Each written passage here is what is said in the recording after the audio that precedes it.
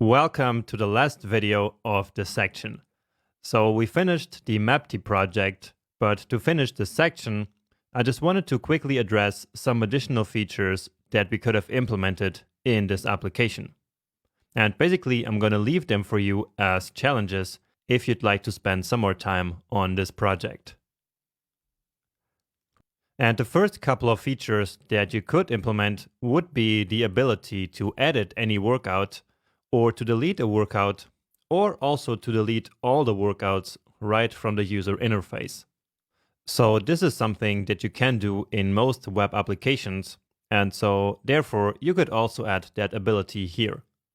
We didn't implement this together in this application because I just wanted to keep things more simple here and not to create a super huge application that would take ages to build.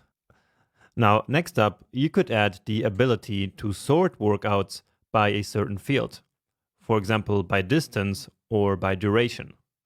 And this one would be probably a little bit tricky to implement, but you can take inspiration from the Bankist application, where I believe we did something like this.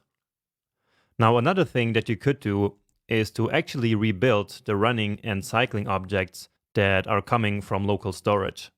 So basically, you could fix that problem that we run into by the end of the last lecture, where the objects coming from local storage were now regular objects and no longer running and cycling objects. So this would be a nice challenge for you to do and to basically fix that error. Another nice touch that you could use to this application is to create more realistic error messages and confirmation messages. So we just used a simple alert window to display an error message when the input data was not valid, right? But that's kind of ugly and not really real world like. And so therefore you could implement more realistic messages, and maybe you could even have them fade out after some time. So that would be a nice use case of some of the things that we already learned before. Okay, so these are the more easier ones. Let's take a look at a couple of hard ones. So first, you could add the ability to position the map so that it shows all the workouts. So let's say that you went to a different country and did some workouts there, and so your workouts are all over the map, and so therefore it would be nice to have a button which shows all the workouts on the map at once.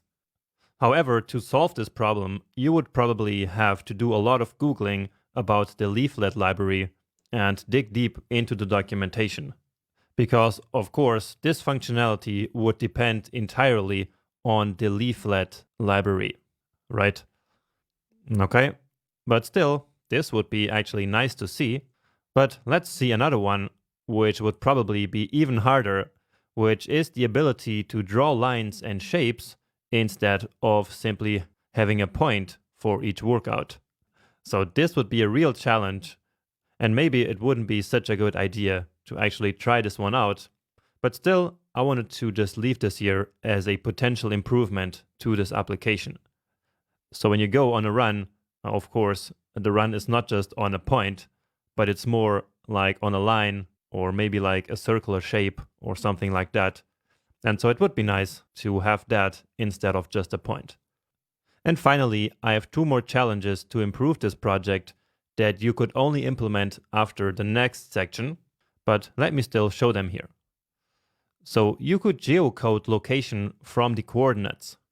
So you could use a third-party API to plug in the coordinates, and that would then give you back the real location. So for example, you could then call the run a run in Faro, Portugal, because the third-party web API would give you that location data. So a description of the location, not just the raw coordinates. And then besides that, you could also use a third-party API to display the weather for the workout time and place. But again, these two you can maybe tackle after the end of the next section if you feel like improving this project even more. All right, so it would be really great to see some of these features actually implemented by you. And if you do one of them or even more, then make sure to share your results in the course Q&A or even on Twitter. and there you can use one of the hashtags that I mentioned earlier. But anyway, that's it for this video and for this section and for this project. So once again, congratulations for reaching the end of this project, and even more, for sticking with this course all the way up to this point. What an amazing achievement. Really, I cannot overstate this. And I'm really happy for you and for all your progress.